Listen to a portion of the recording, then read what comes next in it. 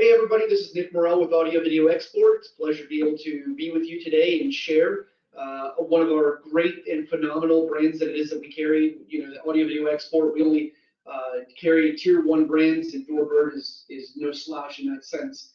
We're so ecstatic about the partnership that we have with DoorBird.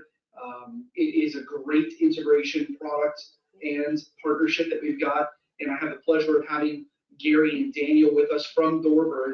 And thank you so much, Gary, for being with us today and spending your time in order to be able to share with our integrators about this.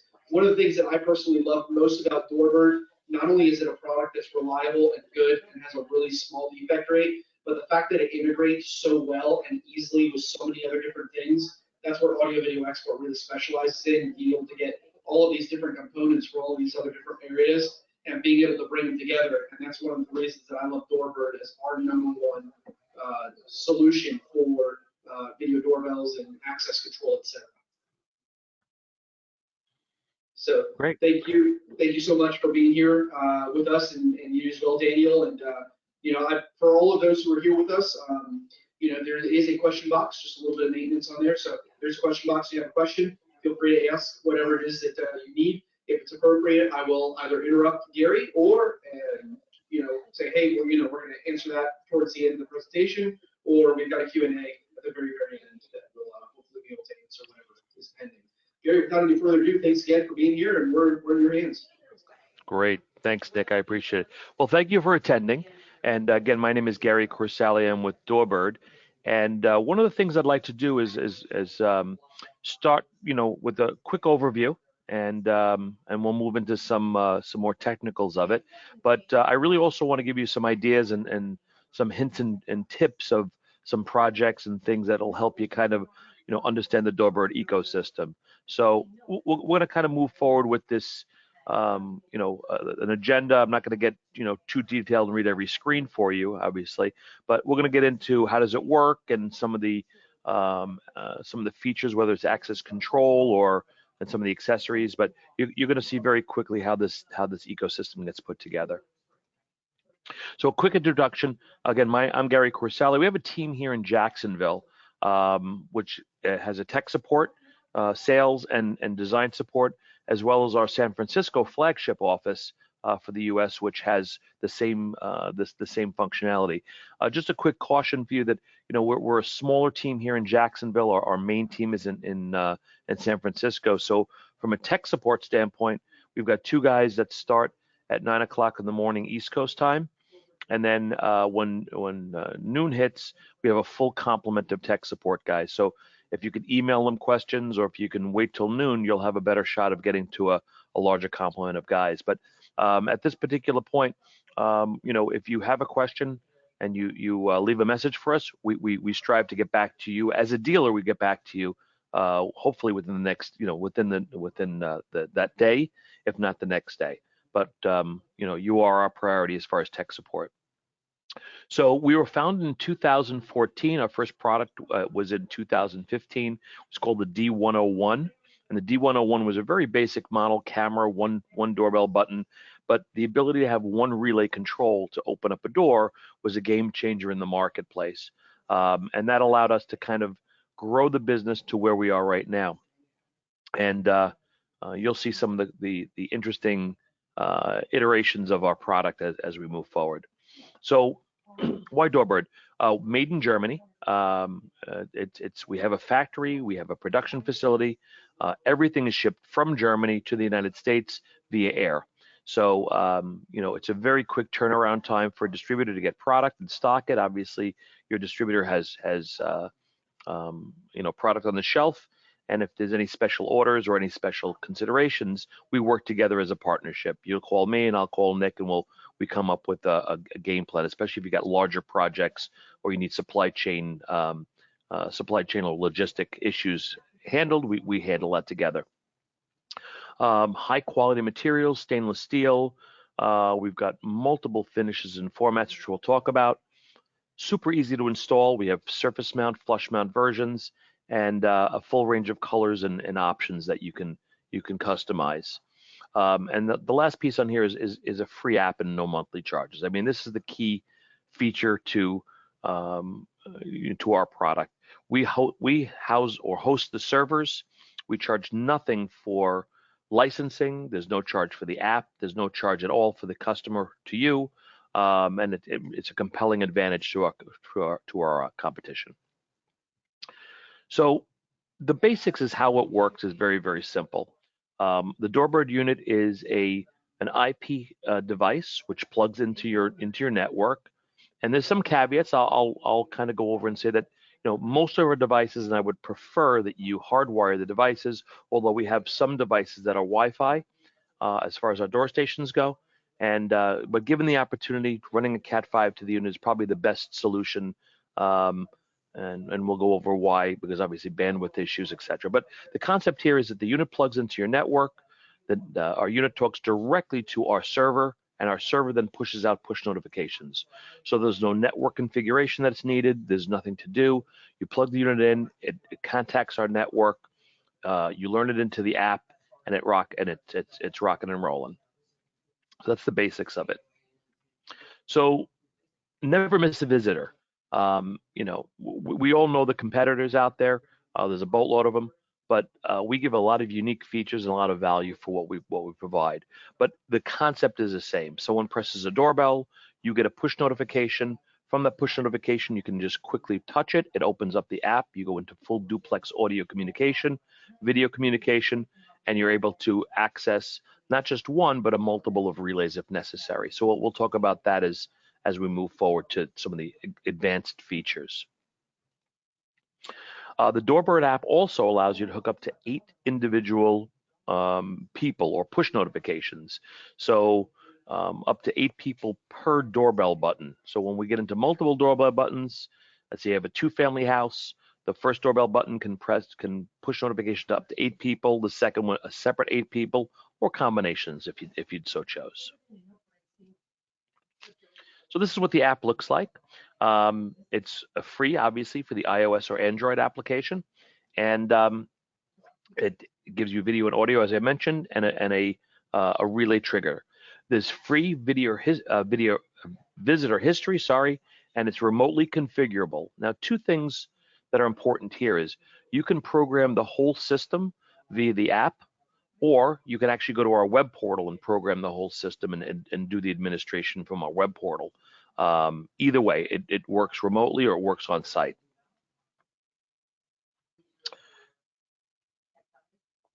One of the things I like to highlight is our security features. With this day and age, with our higher end clients, and we have these on very, very high end homes.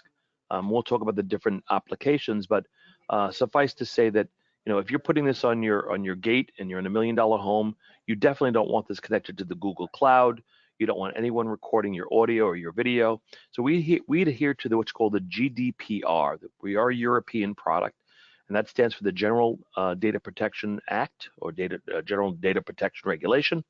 And that basically says is that there's a level of security to our data. There's a level of security to what we store and how we handle your data or the customer's data, that we're not storing that data or using that data for any purposes other than outlined in that protection regulation. So very, very high level of security for your customer and for yourself. And that's a big selling point as far as your higher end customers wanting that security feature. So this gives you a little outline of the privacy, security, and some of the data protection. So let's talk about some of the main characteristics. You're going to see multiple units here on the screen, but 3 different series. And when I say different series, you have either single family, okay, would be the top right button and with the one call button. You have the multifamily, either on a button configuration, so you have the 2 buttons that show the keypad on there, or an MDU, multi-dwelling unit or multi-business unit, and that has an LCD display, and you can have up to 200 individual apartments or 200 individual people. Sometimes in situations you have more than one person in an apartment or a business, you can list those out in a directory. So I don't want to say individual units, it's actually individual directory items or individual directory persons on that directory. Gary, when it comes to those first 2 that you were mentioning, the buttons that you're talking about, that's where the actual name is, right? So the name of the person is the button? That is correct. And we do have some configurations. You'll notice in the lower left-hand side, there is a round doorbell button, and we can configure our units with either those. So those buttons with the name on it are called modern buttons, and the ones with the circular, just regular doorbell looking buttons are called classic. So some of our models come with the modern, some of our units come with the classic buttons. But we can configure them in either capacity if we wanted to. If somebody wanted one of our units with that has a modern button as a default and they wanted a classic, we could configure it that way if we wanted to. The last item is the gate controller items, the gate controller models, and that's the unit to the lower left. And those are typically done on pedestal mounts or gooseneck mounts controlling gates. So those are our three primary markets. There's a new product we'll talk about towards the middle and end of the seminar that gets us into a little bit of access control, and we'll highlight as a fourth kind of market that we're moving into, and that's going to grow as we grow as well. So this is basically the concept here, and a quick picture of what it might look like on the outside of a building there. So this is a kind of a lineup of the different models, and I like this screen because it kind of gives you, and I'm looking to my left because I can see the screen, but it gives you a kind of a lineup of the size of the unit. And I'm going to make a caveat here that model that I spoke about, the D101S, and that's been discontinued and replaced with the D1101V, that first and second unit. And the reason I like to do that is because it's not apparent that the D1101 is actually smaller than the D101S. If you were to look at them on our website, if you were to look at them in advertising, it kind of appears that the D1101 is a bigger unit, and it's not. It's actually a tiny bit smaller. It's got a nice small footprint. So as you move up the line with the different features and different options, you can see the units getting bigger and bigger. But there's your size comparison. Our largest unit is 15, almost 16 inches tall by about 6 inches wide, which in the scheme of things isn't relatively tremendous. But the nice part is that I can configure these, and for example, if you had a hole in the wall that an older new tone unit or a different model was there, and you have to open up or create a product that fits that size of the hole, we can do that in our configurator. So if you did a product that was 18 inches wide by 10 inches wide, 10 inches long, we can configure that and put that together. So a note here, each one of these units is modular. So if you notice, you've got the door station, the video intercom piece, the keypad, and the doorbell buttons are all modules within the stainless steel faceplate. So I can maneuver those any way that I like in a configuration sort of a way. But these are our standard models that we would have in stock, ready to go.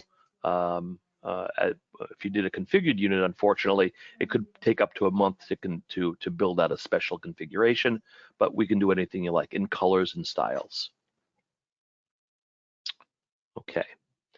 Our units are IP65 weatherproof, they're frost and heat proof, and they're water and rain resistant. So the IP65 standard is a standard for outdoor devices. It's not waterproof, but it is water resistant to IP65. So if it's a very, very high or it's a very wet conditions, I would look to put either a hood on it or get it under some sort of an eave or give it some other protection.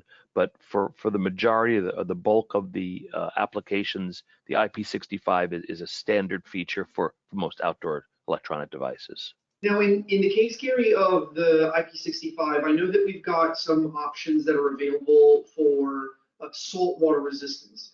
Now, especially with the group of people who are, teaching now, primarily the English-speaking customers that we have are going to be in the Caribbean.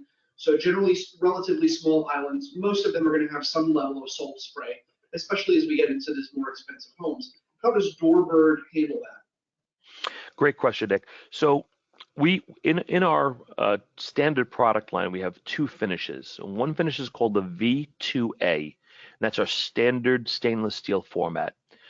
We have another finish called the V4A, and really what a V4A is a composite stainless steel, which is more resistant to rusting, It's also more resistant. It's a composite material of stainless steel that gives you that saltwater resistance. It also makes it a harder, stronger finish for even like if there's a lot of sand or grit in the air, as your fingers go across the keypad, it allows it to kind of be more resilient to that grinding, the dust grinding we call it. And that feature it's a little bit more expensive, not ridiculously more expensive, but that is an option to go into the V4A format. But to that point, Nick, one of the things that I thought about when you were talking about was we actually have a hood enclosure for some of our units. And a lot of people think that the hood is for rain resistance. And in some capacities that the hood on the unit is for rain, but it's really more for heat.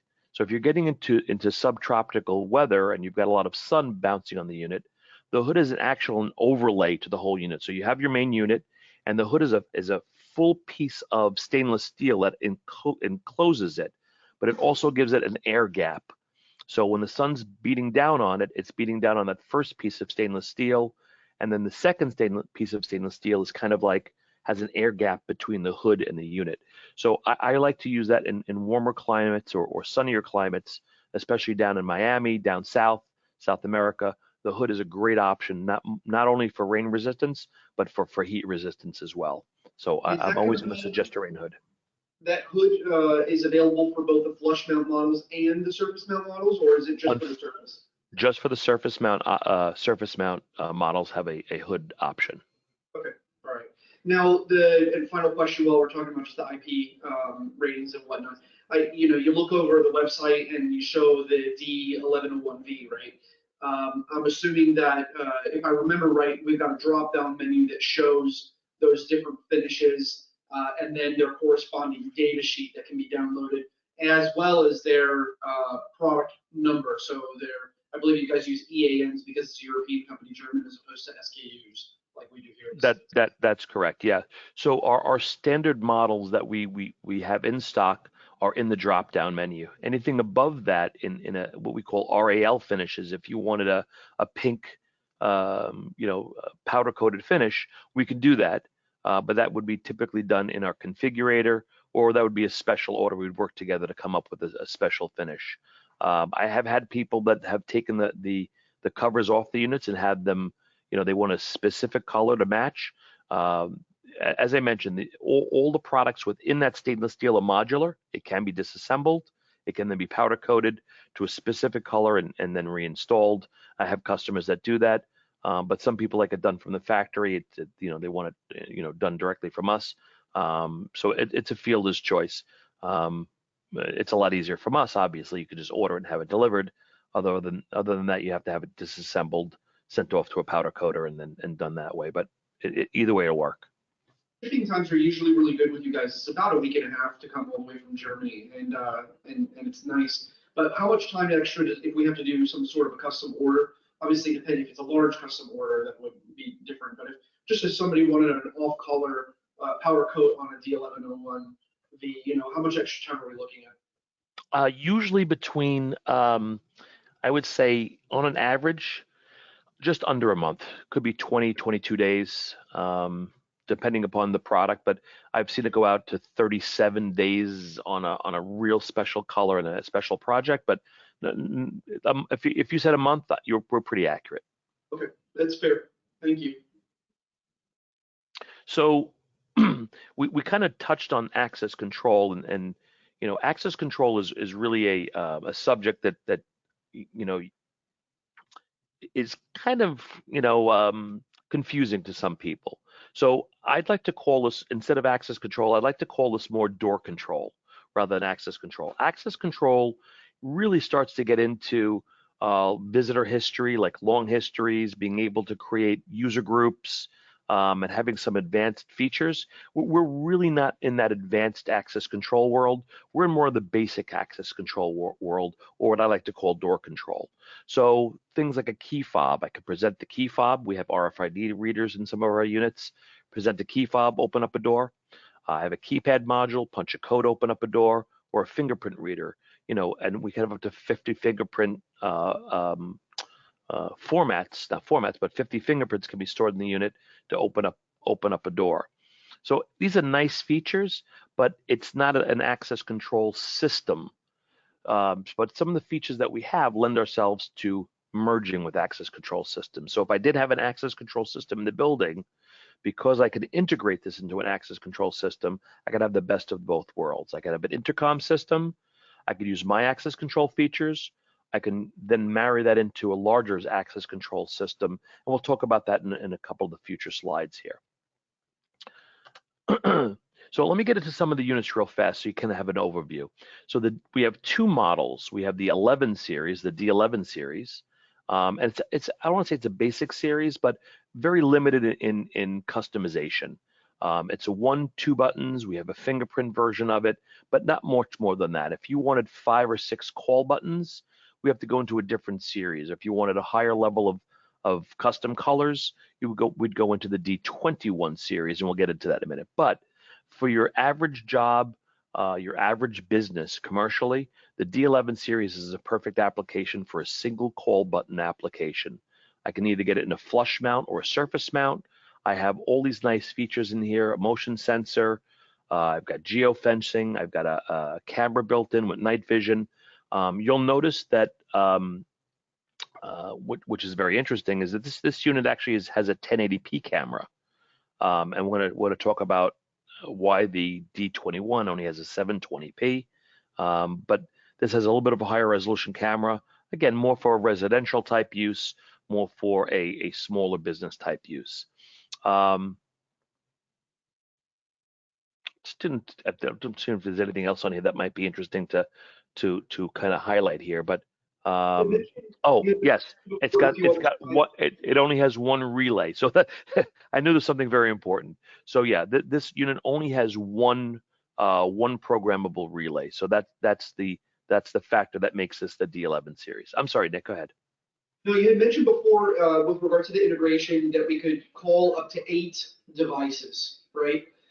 Is that true across all models, regardless of whether it's a more entry-level model like what we're looking at now, or some of the higher end? Okay. Yes, 100%. Yes, each call button will give you up to 8 push notifications. And one thing, Nick, I'm going to kind of and thank you for saying call. I want to delineate to say that the word call denotes your phone is being dialed up. That's not the case here. We are using push notifications. This unit does not have a dial out feature, and I want to kind of make that clear. So and that gets into more what's called SIP integration, and we'll talk about that a little bit. But our unit is purely a push notification device that is SIP enabled. So it will not dial. If somebody had a flip phone and they didn't have a smartphone, this would not dial out to that phone. So I want to make that clear. So if we're integrating to a URC system, for instance, I'm assuming that counts as one of the 8, correct? Yes and no. Because if we're interfacing to a URC, we may be using SIP integration, not a push notification to the URC. Okay. All right. So if we're going to go down the rabbit hole, then let's hold off on that discussion. Exactly. Yeah. And that gets a little bit beyond my purview as far as technicals. The SIP integration can be simple or it can be very complicated based upon, if you're using a SIP server, if you're using a PBX system, if you just want to use IP phone. So I'm kind of getting ahead of myself here, but that's the direction that we're heading in. Roger. So I mentioned we're going back here. I mentioned the D11, right? We've got some feature sets on here. And when we go into the D21, you're going to notice that it's got 2 built-in relays instead of 1. So if you're doing something with a gate and you want a momentary and a hold open, you're gonna require going to this particular unit, but not always. And there's some caveats there also. We have external relay modules which will allow you to do some unique things on the D11. But as a standard, if you get into more commercial applications, the D21 gives you a little bit more robust feature set. For example, if you need multiple buttons, if I needed 5 buttons, the D21 will allow us to build out to 5 buttons, 10 buttons, 20 buttons if we want to, or go into the DK or the digital keypad on the D21 model. So anytime you go beyond the 1-door, 2-door basic D11, you're going into the D21. Now, the difference here, and we're getting a little technical here, is that the D11 is a self-contained unit. It's got, when you order it, it has everything you need. It has a power supply, it comes with the housing, it's ready to go. When you buy the D21, it's all a la carte. So you have to choose in the D21 series, do you want a surface mount back box? Do you want a flush mount back box? Do you want a power supply? Or are you going to use the built-in PoE functionality, which I recommend to always use PoE when possible. But if you can't use PoE, you have to order the power supply separately. So just keep that in mind. It does have a motion sensor built into it, but the only other thing in this unit that is a big game changer. I'm going to go back to the D11 real fast, and this is how you notice it. You have a small horizontal black window in there, and that's your motion sensor, if you notice that. So you have your camera is the round, you have your speaker is the checkered, below that is that horizontal black, that's your motion sensor, and then below that is your doorbell. When you go into the D21, kind of hard in this picture, you'll see it in other pictures, but that little horizontal box becomes a square box, and that houses two modules. That has your motion sensor, and it also has your RFID reader. So the D21 adds an extra relay, it adds an RFID reader, and then you have to make that an a la carte. You can build that out and have more buttons, more options.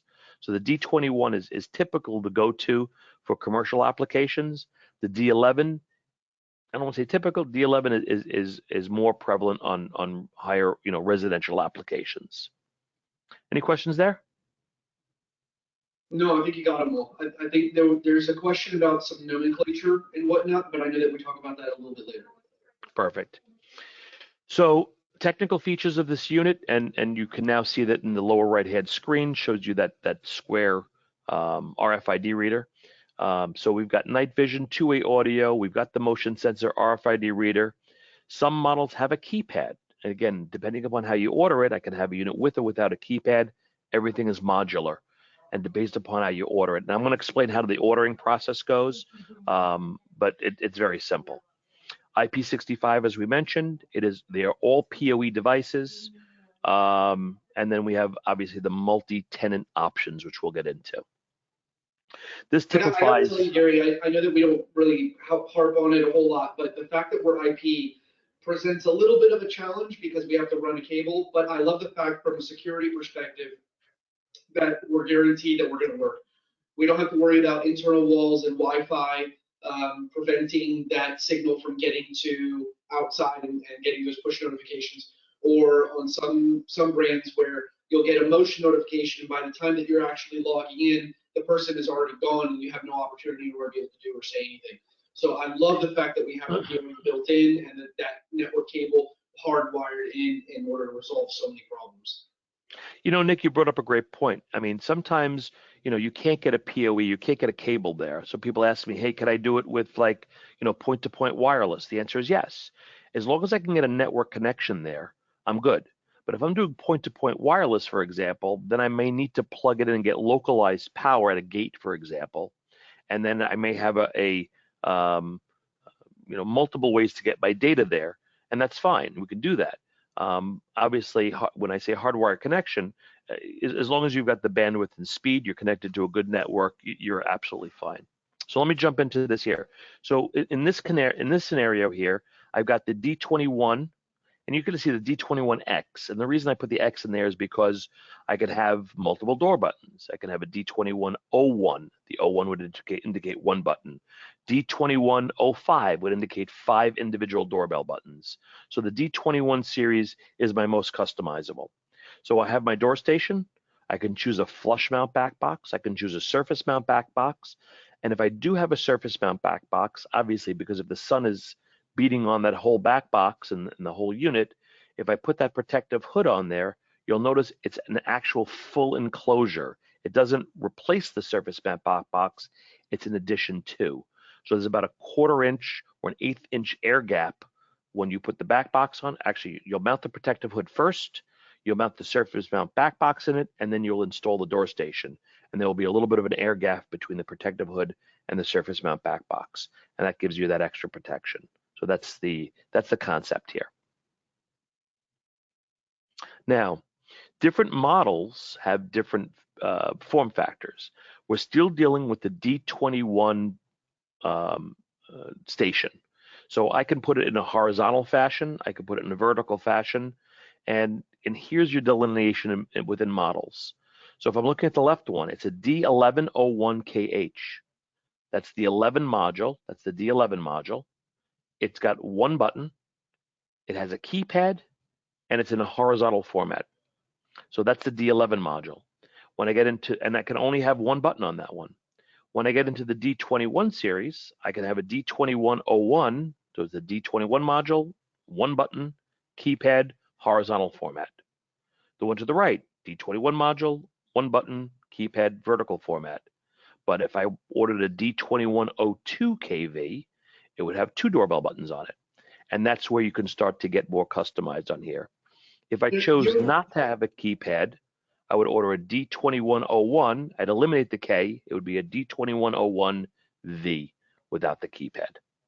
Now, Gary, you and I had talked about it a little bit yesterday, but for the purposes of our people who are on with us, in the case of a 1 or a 2 button, what does the keypad serve? Why do we need a keypad? Because traditionally, I think of a keypad, okay, I'm going to dial, room number 101, 102, whatever the case may be.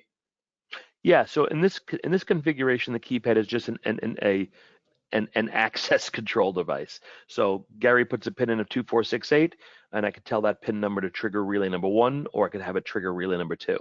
So an example, I might say, and I like doing examples, I might have the keypad, I might have this unit sitting at a door, and someone comes to the door, I'm the owner, and I may have an RFID reader. I presented, the door opens, or I might give the individual tenant or the person that lives there, I might give them multiple codes, one for me, one for my kids, or I can actually have one of the codes hit the secondary relay, so I can have it turn on a light, or I can have it do something else if I want to, or open up a secondary door.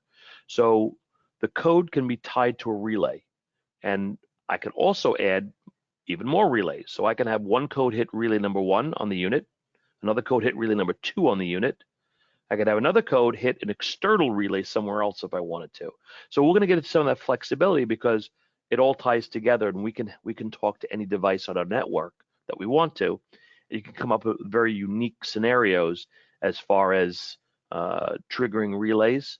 But the primary function of this, obviously, someone comes to the door, they press the doorbell, I go into communication with them, I can open up the door remotely, or I can say, hey, press 2468.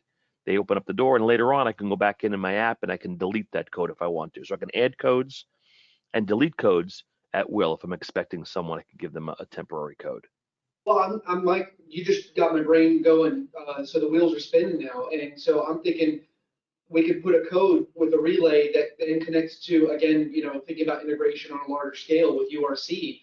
And then with URC, we can have that do any number of macros that can turn on lights, set the AC, it can turn on your home theater system, it can, bring down your blinds, and you can execute a macro with just hitting one code on the keypad, because, that entrance code means I'm ready to relax after a long day, and you can have it open up your door and then set them right. That could be that could trigger your URC to do your macro command 100%.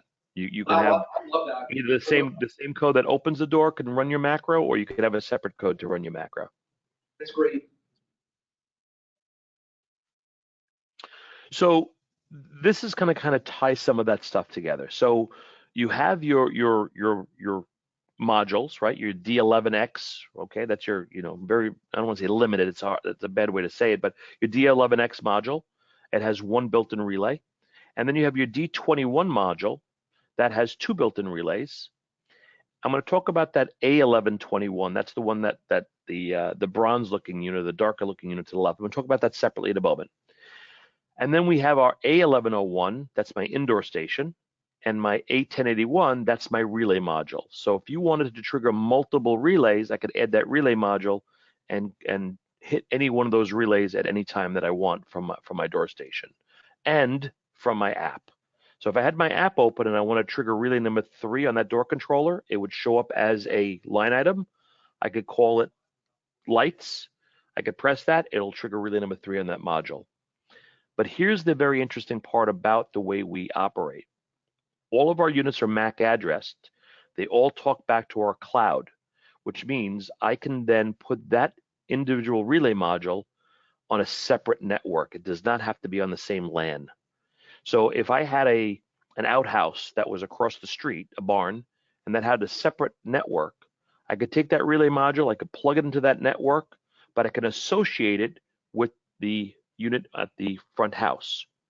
And I could say, I want to hit the front house lights, is relay number 1 on the DoorBird unit. But if I hit relay number 1 on the IO module on the 1081, it will find it on a separate network and trigger that relay anywhere in the world. So I can do all sorts of very interesting scenarios, triggering relays right from the app or right from the DoorBird unit, because they're talking to each other utilizing our cloud service, and our cloud service is free. Have any questions on that? Because that could be a little confusing to some people. Anybody have a question on that? Well, no. So in my particular case, if we've got a vacation home in another country, which oftentimes people, again, in the islands will have. So John Doe over here in the United States, they would then be able to have, whether it be another door station on their vacation home in Jamaica, for instance, or they could also have an IP door controller at that vacation home, and that they can activate that remotely. Correct. That's quite impressive. That's really handy. Now the IP door controller must be married to a door door station. It will not work as a standalone, but it doesn't have to be married to. I mean, you could have the unit on your home in New York, for example. I could have a D1101, which is our base unit, sitting on my home, and I could take that door controller. I can marry that to my D1101 at my house, and I can have that shipped off someplace else, and it'll show up on my app. So if I hit relay number 1, it's opening up my front door at my home. But if I hit relay number 2, and I'm told that it's on that module, it's hitting that relay anywhere in the world. That's pretty cool. Okay, that indoor station, which now gives me video, audio, and door control, works exactly the same. So I could have a door station at my house. I could take that little indoor station. I can go to my office and plug it into my office's network, stick it, on a little stand on my desk. And if somebody rings my door in New York and I happen to be in Jamaica, it will ring on my desk. I can see who it is. I can communicate with them. I can open up the door remotely.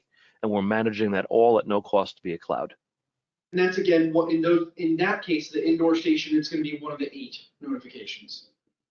Say that one more time. It's going to be one of the 8 notifications. Absolutely not. Nope. No. Thank you, Nick, for that. You hit a really cool point. Appreciate that. So the push notifications are only for smart devices, iOS devices or Android devices. You can have as many A1101 indoor stations as you want. You can have 100 of them.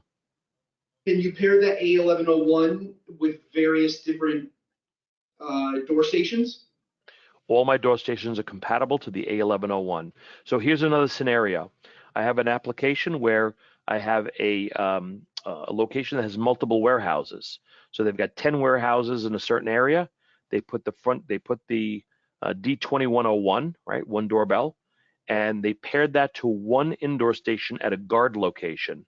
So when they press the doorbell on location 1, it comes up on the indoor station, or any of the locations will pop up on that indoor station. So you can have a virtual guard sitting at one location, monitoring 10 locations plus of door stations out in the field. That's a big deal, man. I didn't even know you guys could do that. That's awesome. And they can open up the door if they want to. Obviously, I can grant them control and unlock the door remotely, or I can actually, if you want to go even more complicated, not complicated, but I can do indoor station to indoor station communication. Like an intercom. Correct. Nice. Okay, so this is starting to get a little, I don't want to say it's getting complicated, but now all of a sudden we're going from a very simple IP video door station to a more robust solution for a customer. So when you start to use your imagination, say, wait a second, I have 10 remote locations I want to have an intercom on them, and I'll give you another one. I mean, I don't want to run this seminar past the time. I'll run through the slides, but I'm going to give you another scenario which we just worked up. I have a customer of mine in the New York region. He's actually in New Jersey. He wanted to know, can I put the A1101, the D1101, which is my basic unit surface mount, on a classroom? And can I put my indoor station on the teacher's desk and have the classroom door locked? So what happens is, from an active shooter scenario, my door is locked already. I don't have to wait for an alarm to go off or people to lock the door. The door is always locked. When the student leaves to go to the restroom, they close the door. The door automatically closes behind itself. It's locked. When they come back to the classroom, they press the doorbell button. The teacher can see them on the desk stand. They can make sure everything's safe. Press the button on the desk stand. The door opens up. Student comes in. Door is locked behind them. So from a security standpoint, it's a fantastic application. They can access it from their phone, or the principal can have access in the principal's office. Well, they could use their cell phone and open up the door as necessary for police personnel or anyone else on a remote configuration. So there's a lot of cool things that we can do remotely with this, and that's about your customer coming to you saying, "Hey, I've got this scenario. Can you help me with it?" And the answer is, we can usually design around door stations and relays and video inputs to come up with some really unique scenarios. Okay, we're gonna start moving a little fast over here because we've got 15 minutes left and I can talk your ears off. We have a unique version that we've added, which for access control, we've added a fingerprint reader, and that adds 50 fingerprints. We can add that to any unit. It's a module.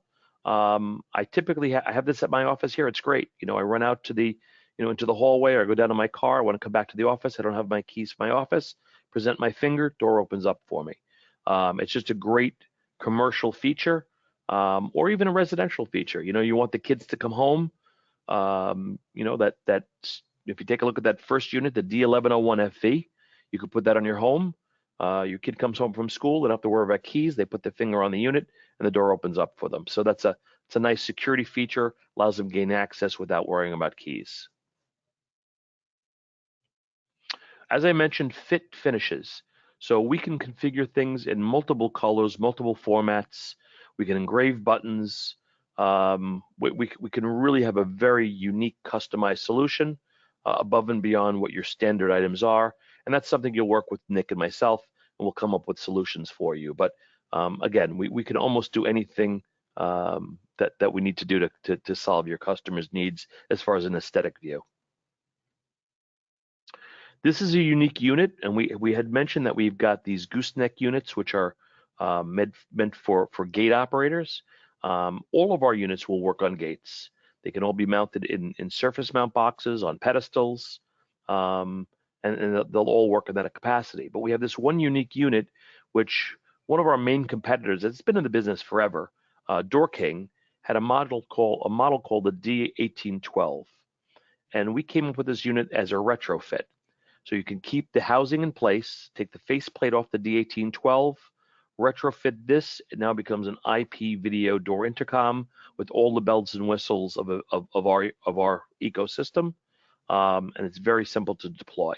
So it's just a unique item that if you're doing gates, this is the one of the best units out there as far as a gate controller. Gives you the RFID, gives you codes, gives you doorbell, gives you push notification, and interfaces into the Door King 1812 scenario. So if you had specific questions on that, please feel free to reach out. So we mentioned multiple call buttons. So this gives you an indication of my call buttons. I'm going to reiterate the part numbers again. So in the D11 series, you're going to notice there's really only two versions, D1101, D1102. That's it. When you get into more than two call buttons and more finishes and features, then you're into the D21 series.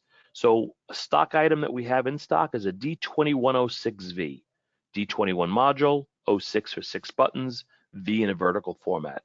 If you order it in a horizontal format, it would be a D2106H for horizontal. If you wanted the keypad, D2106K for keypad vertical. It's not a stock item, we would have to build it. If you get into multiple buttons, we can actually build up to 56 buttons in a unit.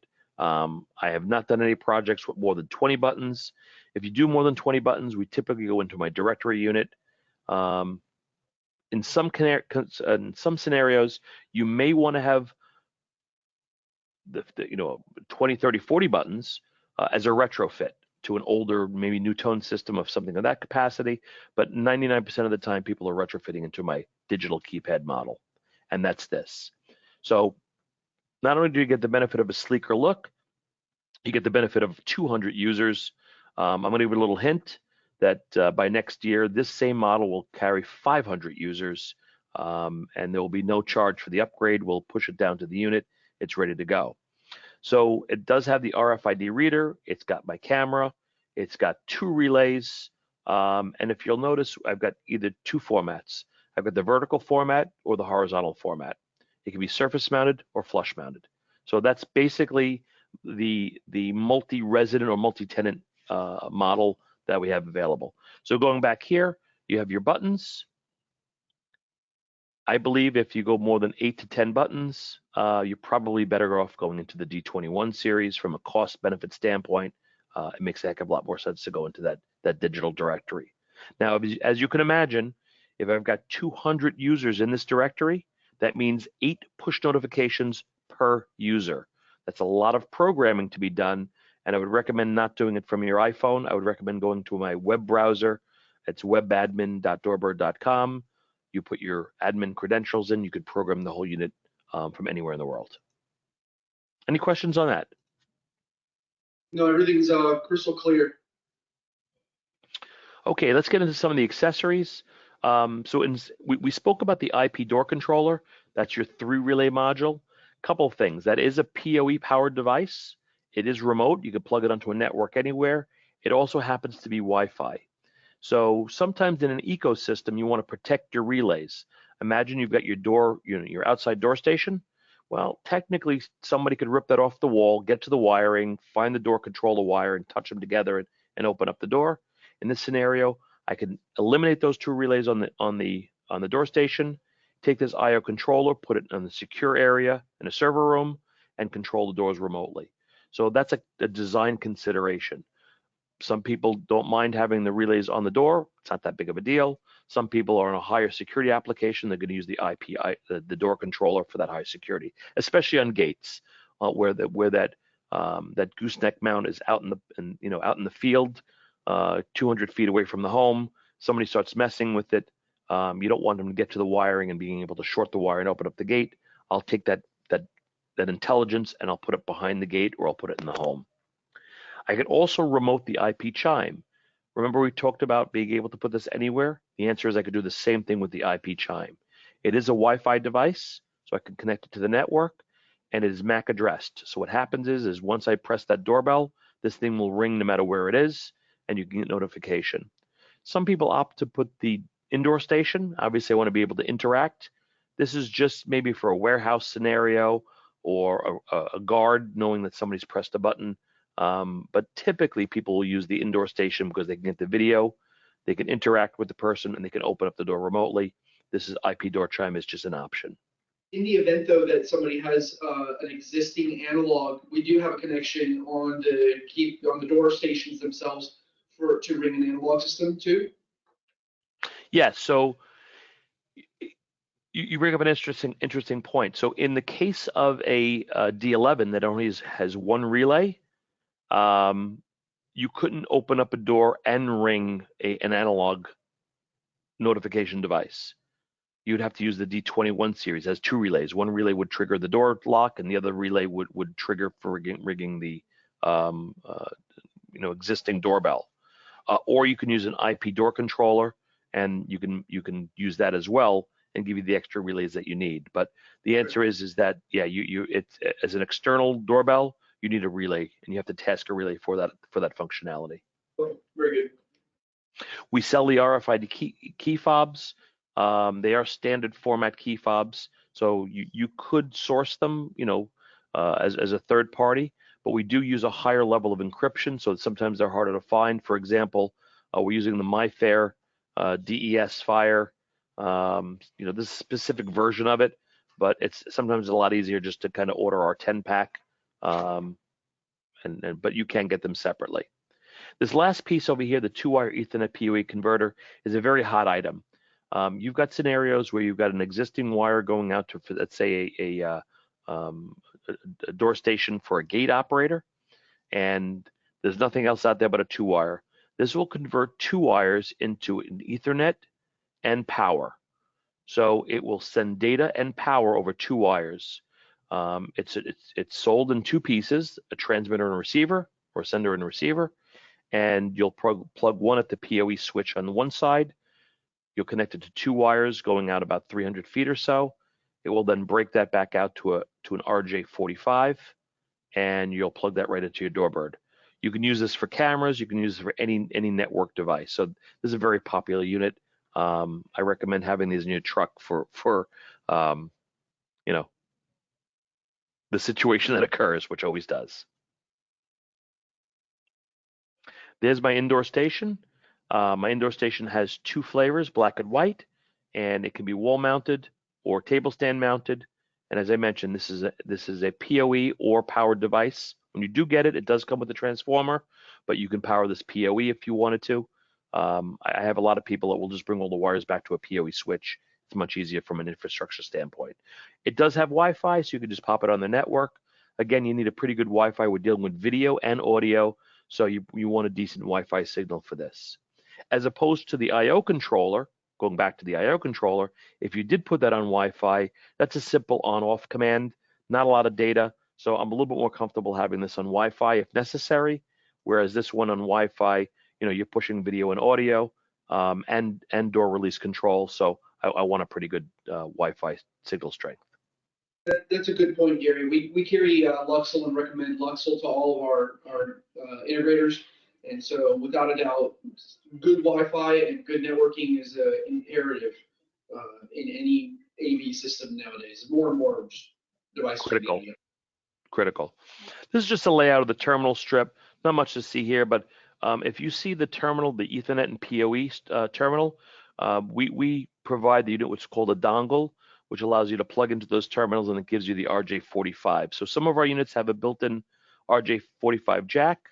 If it doesn't have a 45 jack, it comes with the dongle that converts the 45 jack into the 4-conductor wire. But you can open up the Cat5 wire and just use the 4 wires if you wanted to.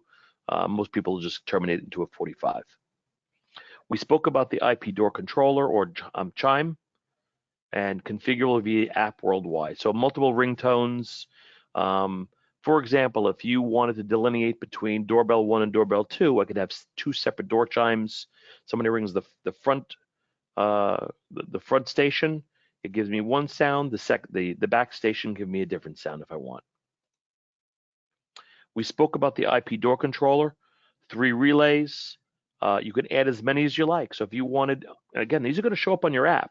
So if I put 2 of these controllers, I'm going to see the 2 relays on my DoorBird. I'm going to see 3 relays on this I/O door controller. If I put a second one, I'll have 6, 7, 8, 6, 1, 2, 3, 4, 6, 7, 8. I'll have 8 relays shown to me that I can fire.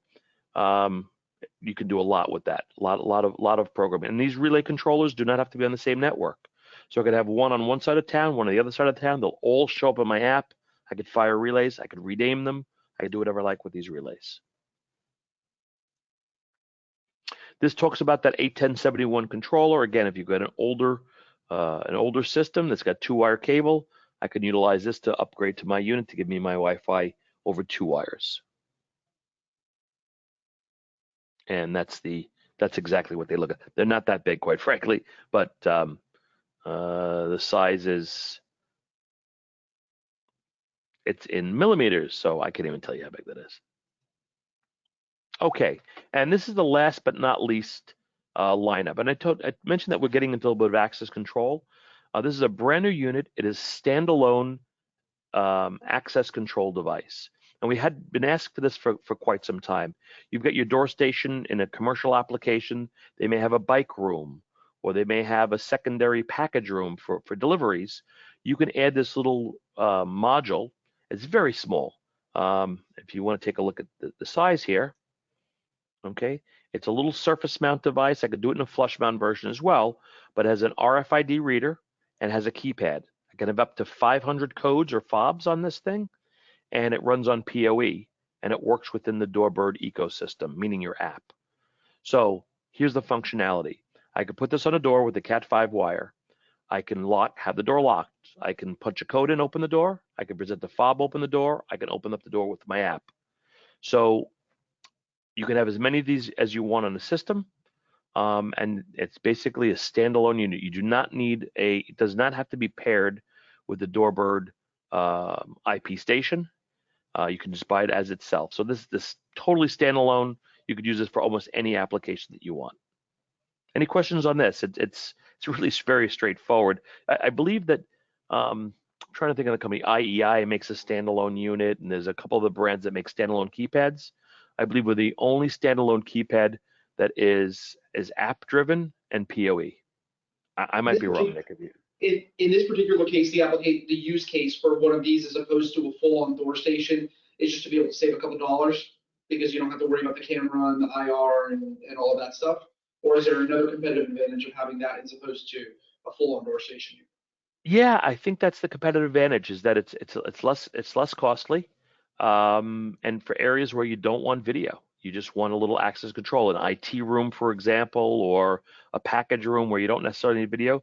But in your app, this acts as a separate device. So, for example, if I pulled up my app, I would see my DoorBird station as one line item, and I would see my A1121 as a separate line item.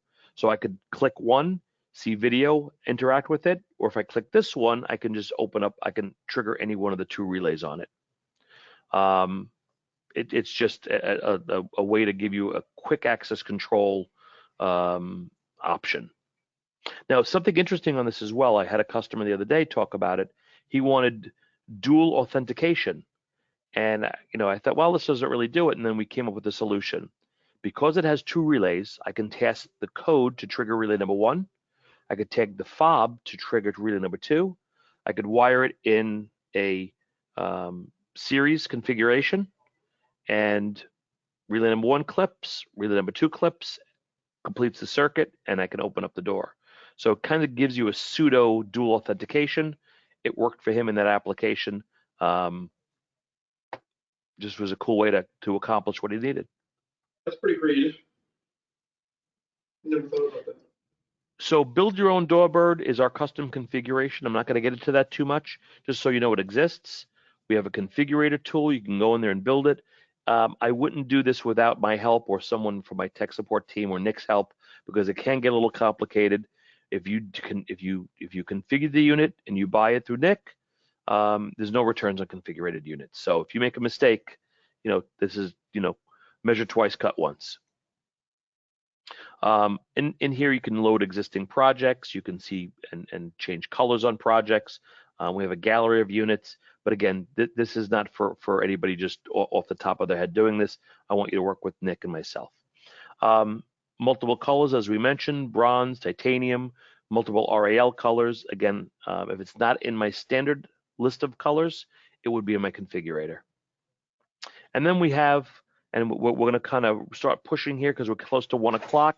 We have my integrations, and this is where we want to kind of finish up our conversation, is the smart home integrations.